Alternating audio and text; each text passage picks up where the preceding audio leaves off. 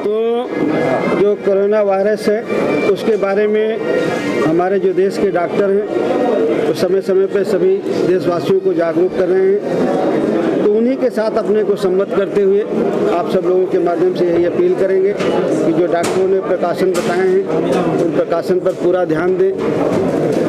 सार्वजनिक जगहों पर जाने से बचें, भीड़ भाड़ के इलाके में जाने से बचें, लोगों से हाथ कम मिलाएं, हाथ को अच्छी तरह से 30-40 सेकंड तक धुलें।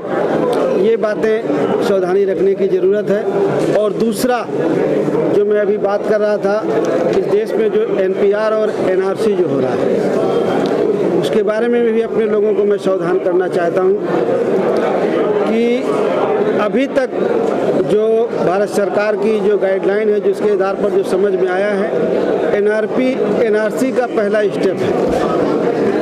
तो हमारे लोगों को इस बारे में सावधान रहने की ज़रूरत है। सरकार से हम अपील करेंगे कि जो संदिग्ध हैं उनके वो कागज़ देखें, उनको वो देश से निकाले, लेकिन उसकी आड़ में जो इस देश के गरीब और कमज़ोर लोगों को, पिछड़ों को, दलित को जो निशाना बना रहे हैं, जिनके पास कागज़ नहीं है, मार्च 71 के पहले के या 50 के कागज़ उनके पास नहीं है, न इस देश के आदिवासी के पास है, न दलित के पास है, न पिछड़ों के पास है।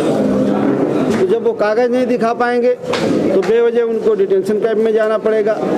अगर उनको कहेंगे कि हम CAA के तहत नागरिकता देंगे तो उन्हें पाकिस्तान का, अफगानिस्तान का, बांग्लादेश का सिद्ध करना पड़ेगा।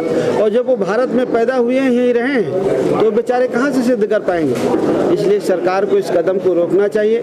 जहाँ तक वो कहते हैं जनगणना की बात है, NPR नेशनल पॉपुलेशन रजिस्टर है, तो उसमें जो उन्होंने कॉलम ऐड किए हैं और वो तो 10 का बना हुआ है ही, उससे ले सकते, उसको 11 का 21 में होना है। तो इसलिए हम ये चाहेंगे कि सरकार इस कार्रवाई को तुरंत रोके। और अगर सरकार नहीं मानती है, इसके बाद भी वो करती है, लोगों की कुछ गोपनीय जानकारी लेती है जिससे उसे नुकसान हो सकता है, तो मैं आप लोगों के माध्यम से अपील करूंगा कि जो लोग आएँ उनको पानी पिलाएं, बैठाएं, चाय नाश्ता कराएं और अपनी कोई भी जानकारी उनको ना दें और ना वो किसी कागज़ पे दस्तखत करें, उनको हाथ जोड़ करके अपने घर से विदा करें। और देखिए CAA का मुद्दा तो लोगों को बहकाने के लिए कहा गया है कि ये हिंदू मुसलमान हो जाए, और CAA की आड़ में जो NPR और NRC लागू कर रहे हैं वो नुकसानदायक है। नहीं, मैं बहुत छोटा आदमी हूँ, मेरा ऐसा सौभाग्य नहीं है कि मुझे प्रधानमंत्री जी से मिलने का मौका मिले, लेकिन हम इसके विरोध में हैं। अगर इसके पीछे सरकार की नीयत ठीक होती तो हम इसका समर्थन करते, क्योंकि सरकार की नीयत इसमें यह है कि जो इस देश का मूल निवासी है उसको इस देश का विदेशी बना दिया जाए।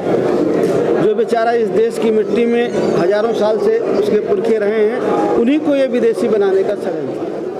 जागरूक हैं, धीरे धीरे जागरूक हो रहे हैं, लेकिन आज का जो एक मकसद और था, हमारे अंतर्राष्ट्रीय जो बैनर लगा हुआ है, कुशवाहा मौर्य नाली महासभा के अंतर्राष्ट्रीय अध्यक्ष हैं, 14 देश के प्रतिनिधि इनके साथ हैं। तो इनका 11 और 12 अप्रैल को बिहार में पटना में सम्मेलन है, तो उसी की अपील करने के लिए भी ये लोग आए थे। तो वही अपील उन्होंने की है सब लोगों से कि आप लोग आइए, इस सम्मेलन में भाग लीजिए और समाज को जागृत करिए, ताकि समाज को हम लोग मुख्य धारा से ला सकें। जातीय जनगणना के बारे में देखिए, जाति जनगणना होना चाहिए।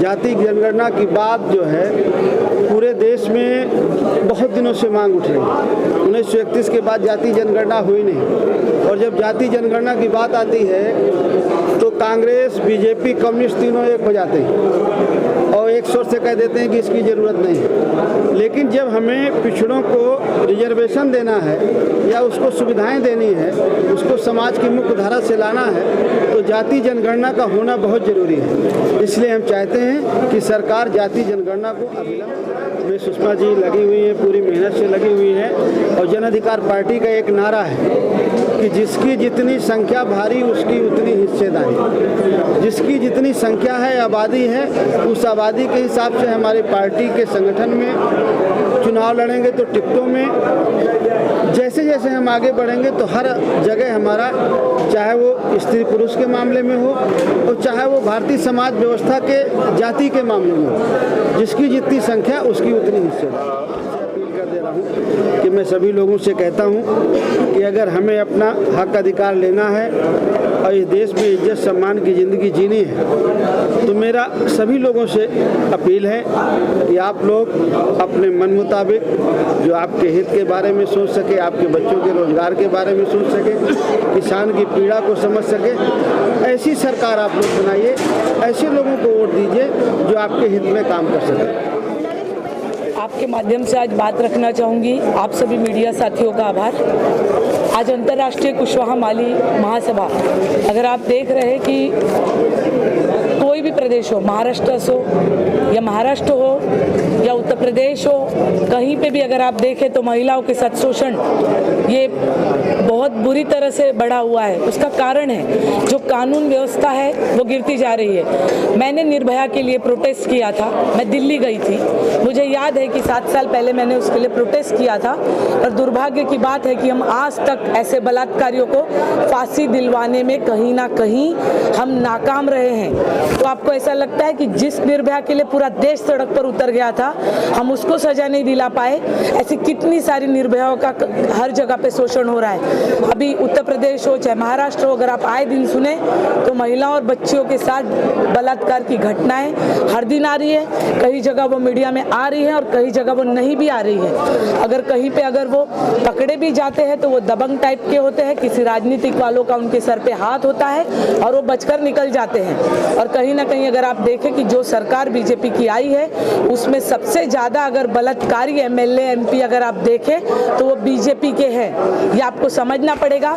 और वो जिनके साथ जिन बच्चियों के साथ वो शोषण कर रहे हैं कहीं ना कहीं वो ओबीसी की बच्चियां हैं। मैं बलात्कार को किसी जात से नहीं गिनना चाहती हूँ, लेकिन आप ये गौर करिए कि एक तानाशाह वर्ग है जो गरीब बच्चियों का, पिछड़े बच्चियों का, SC ST की बच्चियों का शोषण कर रहा है। कहीं ना कहीं ये जानबूझकर हो रहा है। और अगर बच्चियां पुलिस स्टेशन में जाती है कंप्लेंट लेकर तो भी पुलिस उस पर कार्रवाई नहीं करती है। आप समझ जाइए कि मैं जालना केस की बात कर रही हूँ। जालना केस में भी जब महाराष्ट्र के जालना में बलात्कार हुआ बच्ची का, 35 दिन बाद FIR हुई थी। और यही हाल यही नहीं पूरे उत्तर प्रदेश में भी है कि किसी बच्ची के साथ बलात्कार होता है और एक मोनू पांडे आरोपी पुलिस स्टेशन के बाहर छोड़ देता है और कहता है कि तुझे जो करना है कर ले। मतलब इस तरीके का उपद्रव पूरे योगी सरकार में मचा हुआ है उत्तर प्रदेश में।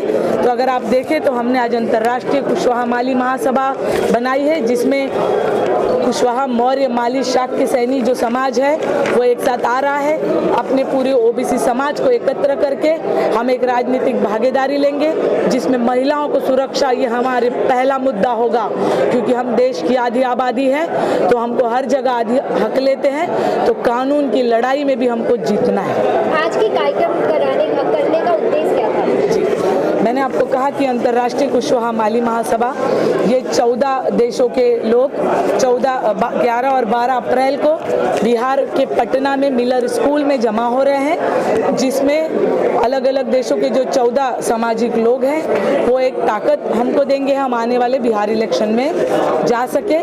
क्योंकि उससे एक मैसेज जा रहा है, भाईचारे का मैसेज जा रहा है कि समाज अब एकत्र हो रहा है। आपने हमारा आर्थिक शोषण, सामाजिक शोषण हर तरीके से कर लिया है। हमारे समाज का आपने आरक्षण छीन लिया है। OBC का आरक्षण देने के नाम पे आप सिर्फ खाना पूर्ति कर रहे हो। उसकी एक लड़ाई हम 11-12 अप्रैल से एक आकर करेंगे। उसके बाद हम नेपाल, श्रीलंका, मलेशिया में भी ऐसे ही प्रोग्राम लेंगे जैसा आज यहाँ पर हुआ है। मैंने ये पार्टी इसलिए ज्वाइन की कि कहीं ना कहीं मैं समाज की बेटी हूँ और मैं मेरे माननीय मंत्री जी बाबू सिंह कुशवाहा जी को एक अपना आदर्श मानती हूँ। राजनीतिक षड्यंत्र के तौर पर इनको कारावास में भेजने का काम षड्यंत्र मायावती सरकार ने किया था और उनको 2022 में उनकी औकात दिखानी है मुझे कि आपने हमारे समाज के नेता को, OBC के नेता को, पिछड़ों के नेता को आपने जेल भेजा और मान्यवर काशीराम के विचारों को कुचलने का काम मायावती सरकार ने किया था। 2022 में उनको हम सबक सिखाएंगे, इसलिए मैंने जन अधिकार पार्टी ज्वाइन की। मैं 20 सालों से सामाजिक कार्य करता रही हूँ, पर मुझे कभी नहीं लगा कि मुझे राजनीति में आना है। पर कहीं ना कहीं मैं देख रही हूँ कि आर्थिक लेवल पे, सामाजिक लेवल पे, राजनीतिक लेवल पे, आरक्षण में, नौकरी में, शिक्षा में जो हमारा समाज है, जो ओबीसी समाज है, मौर्य कुशवाहा माली समाज है, उनका शोषण हो रहा है। तो मुझे ऐसा लगा कि अब मुझे सिर्फ समाज सेवा करके चीज़ें नहीं बदलेगी। आज स्वास्थ्य सुविधाएं बिगड़ती जा रही है, शिक्षा का स्तर महंगा होता जा रहा है। तो मुझे लगता है कि मुझे ज़िंदगी एक बार मिली है, आपको भी एक बार मिली है, और कुछ साल हमारी ज़िंदगी को बचे हैं, कुछ हम समाज के लिए, देश के लिए, अपने भूमि के लिए कुछ अच्छा कर जाए, इसलिए मैं जुड़ी।